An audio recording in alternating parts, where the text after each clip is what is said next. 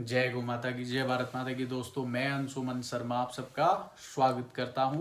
आप सब कैसे हैं? उम्मीद करता हूं कि माँ जगदम्बा की कृपा से आप लोग बहुत अच्छे होंगे। दोस्तों, आज का हमारा विषय रहने वाला है कर्क राशि को लेकर। कर्क राशि का स्वास्थ्य और व्यापार, जॉब, विद्यार्थियों के लिए, वैवाहिक जीवन के लिए महीना कैसा जाने वाला है, इसी विषय पर आज की जो है हमारी चर्चा रहने वाली है। दोस्तों, चर्चा पर आगे बढ़ने से पहले एक आपसे निवेदन, यदि आप नए हैं तो चैनल को सब्सक्राइब करें, बेल आइकन को प्रेस करें और वीडियो को ज़्यादा से ज़्यादा शेयर कीजिएगा। कमेंट में बताइएगा आप क्या जानना चाहते हैं और आपको ये वीडियो कैसी लगी है। तो दोस्तों, विषय पर आगे बढ़ते हैं। जनवरी 2023 का पहला महीना स्वास्थ्य के लिहाज से स्टार्टिंग में थोड़ा ठीक, लेकिन बाद में समस्याएं बढ़ सकती, क्योंकि 17 जनवरी को आप पर ढैया प्रारंभ हो जाएगी। तो खान पीन की चीज़ों पर आपको नियंत्रण रखना होगा, जो कि आपके लिए बहुत ज़्यादा ज़रूरी है, क्योंकि यहाँ पर आपको कुछ ऐसी स्थितियाँ जो आप स्वास्थ्य के प्रति पहले लापरवाह थे, वो अब आपको परेशान कर सकती हैं। आपको छाती से संबंधित दिक्कत आ सकती है, नज़ला, खांसी, जुकाम, बुखार, और इसके अलावा दोस्तों कोई नस से रिलेटिव प्रॉब्लम भी आपको परेशान कर सकती है। वो आपके लेफ्ट साइड में हो सकती है, राइट साइड में भी हो सकती है। तो यहाँ पर आपको थोड़ा सा सावधान सतर्क होना पड़ेगा, तो आपका जीवन अच्छा चल पड़ेगा। क्योंकि ये आपका परीक्षा का दौर अभी प्रारंभ हो चुका है। 17 जनवरी से शनि की ढैया 2.5 साल के लिए आप पर आएगी, जो कि आपका एक परीक्षा का, इसमें आप निखर कर बाहर आएंगे। जैसे कि सोने को जितना तपाया जाता है उतना सुंदर उसके आभूषण बनते हैं, वैसे ही शनि की जो ढैया होती है, एक तरह से देखा जाए जीवन में, तो ये हमारे पाप और पुण्य का हिसाब किताब करती है, हमें मेहनत करना सिखाती है। और हम जितने लापरवाह अपने जीवन में थे कि हम दूसरों के ऊपर डिपेंड रहते थे, वो मेरे साथ खड़ा है, कुछ ऐसे नौजवान होंगे जो झगड़े करके ये सोचते थे वो मेरे साथ खड़ा हो जाएगा, परंतु ये वक्त आपको असली और गलत की परख कराने वाला है। तो इस समय की अहमियत को आपको समझना होगा। तो ये 2.5 वर्ष आपके लिए बहुत ज़्यादा अच्छे रहने वाले हैं। जिनका शनि अच्छा है उन्हें कम समस्या है, लेकिन जिनका शनि अच्छे स्थान में नहीं मौजूद है तो उनकी तो ये कह लीजिए कि डंडा परेड होने वाली है। चारों तरफ से जो है परेशानियां, परीक्षाएं आने वाली हैं।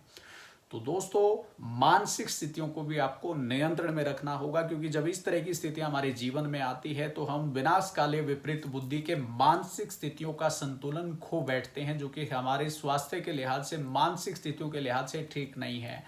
इससे मानसिक स्थितियां भी बिगड़ जाती हैं। अब दोस्तों, बात की जाए बिजनेस की। बिजनेस में आपको कुछ आपके जो आपको अपने लगते थे, जो आपके प्रिय लगते थे, वो आपको शत्रु के रूप में आपको परेशान कर सकते हैं, आपके पीछे पड़ सकते हैं, जिससे आप परेशान हो जाएंगे। परंतु आप हताश मत होइएगा, हिम्मत रखिएगा।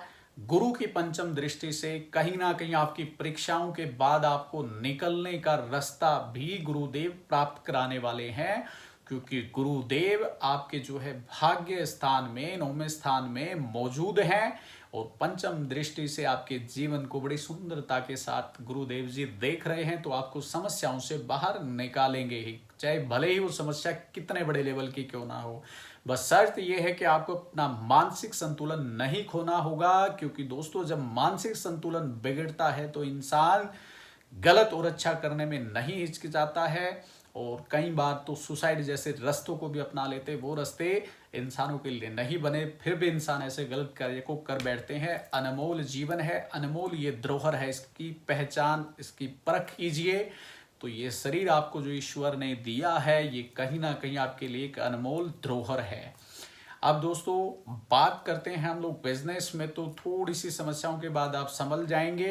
नौकरी वालों के लिए उनको भी थोड़ा सा ध्यान देना होगा, इधर उधर की बातों पर फोकस न करें, क्योंकि न मालिक आपके लिए गलत करने वाला है, न आप मालिक के लिए गलत करने वाले हो, परंतु बीच में जो लोग होंगे वो लोग यहाँ पर आपका खेल बिगाड़ने का प्रयास करेंगे, परंतु आपको बिगड़ने नहीं देना है, क्योंकि 10वें भाव में, चौथे भाव में आपका चंद्र राहु, एक तरफ केतु है।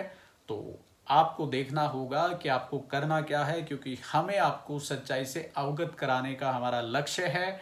अब आप इधर उधर की बातों पर ध्यान देंगे तो बार बार आपको जॉब बदलनी पड़ सकती है, और कुछ दिन के लिए शायद घर खाली भी बैठना पड़ सकता है। तो यहाँ पर आप जो है अपने विचारों को और अपने लक्ष्य को अहमियत दीजिए। इधर उधर की बातों को आप अहमियत देंगे तो आपका खेल बिगड़ जाएगा। विद्यार्थियों को मेहनत करनी पड़ेगी क्योंकि एकादश भाव में मंगल अभी वक्री है, मार्गी नहीं है, और आपके पंचम भाव पर मंगल की दृष्टि भी है। तो मेहनत आपको एग्जाम क्लियर करवा सकती है। यदि आप गवर्नमेंट जॉब के लिए प्रयास कर रहे हैं, विद्यार्थियों के लिए भी ये मेहनत का ही समय है। यदि आप सोचते हैं कि मैं पहले मेहनत नहीं करता था, मेरा हर कार्य हो जाता था, तो दोस्तों यहाँ पर अब आपको, क्योंकि आपकी परीक्षा का दौर, एक तो आप वो परीक्षा दे रहे थे एग्जाम की, एक आपकी शनि देव परीक्षा लेने वाले हैं। एक तरह से देखा जाए तो शनि का ये प्रभाव होता है 2.5 वर्ष का, इंसान को पूरी तरह से एक हीरे के रूप में तब्दील कर देता है। 2.5 वर्ष में उसको तपा कर 2.5 वर्ष के बाद उसकी मेहनत का, उसका परिश्रम का फिर शनिदेव अगली राशि में प्रस्थान करके उसका फल प्रदान करते हैं।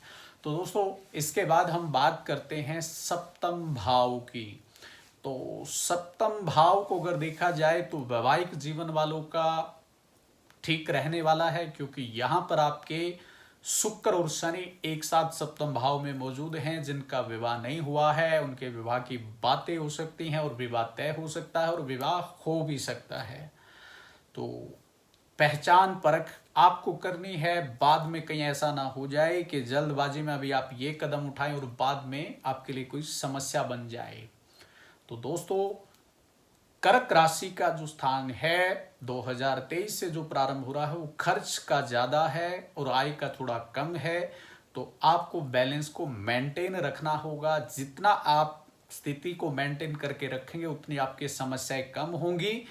एक आपकी परीक्षा ईश्वर ले और एक आपके जो रिश्ते नाते जो आपके करीब थे वो आपकी परीक्षाएं लेने का मन बना चुके हैं 2023 में। तो सावधान हो जाइए। मदिरा, नॉनवेज, गलत प्रकार की चीजों का सेवन छोड़ दीजिए। ये सोच लीजिए कि मस्ती का जीवन आप जी चुके हैं, अभी आपको परिश्रम करना है, मेहनत करनी है, क्योंकि यहां पर गलती की माफी नहीं मिलेगी। क्योंकि ये शनि देव का प्रभाव है, वो न्याय प्रणाली के देवता हैं और न्याय करने वाले हैं। तो यहां पर आपको संभलना बहुत ज्यादा जरूरी होगा। तो अब बात करते हैं दोस्तों कर्क राशि के उपाय के लिए। तो उपाय, सबसे प्रमुख उपाय मैं आपको बताना चाहूंगा कि यदि आपकी माँ है आपके जीवन में तो आप माँ की सेवा अत्यधिक करिएगा। सुबह शाम उनके दर्शन करके उनके पैरों को स्पर्श करके परिक्रमा करिएगा तो शनि का आपको क्रूर प्रभाव कभी देखने को नहीं मिलेगा। यदि आपकी माँ परेशान है और आप मस्ती में व्यस्त हैं, रात को देर रात से घर आते हैं, तो ये समस्या आपकी बढ़ा देगी। आप अब अपना जीवन अपने माँ के सुपुर्द कर दीजिए, क्योंकि जो अपनी माँ के प्रति अपना भाव स्पष्ट रखते हैं, अपने जीवन को उनके चरणों में समर्पित कर देते हैं, उनका शनिदेव भी नतमस्तक होते हैं उन लोगों के आगे। शनिवार को शनि मंदिर में जाए, तेल चढ़ाएं, गरीबों की मदद करें, गरीब तरह के लोगों को दूध का दान भी कर सकते हैं। ये भी फल आपके लिए बहुत अच्छा रहेगा। इसके अलावा माँ काली की उपासना करेंगे, वो भी आपके लिए बहुत अच्छा है। माँ काली को भेंट अर्पण करेंगे, नारियल की, जो भी आपके मन में आपका भाव है, आपकी सामर्थ्य है, तो यहाँ पर आपके लिए अच्छा रहेगा।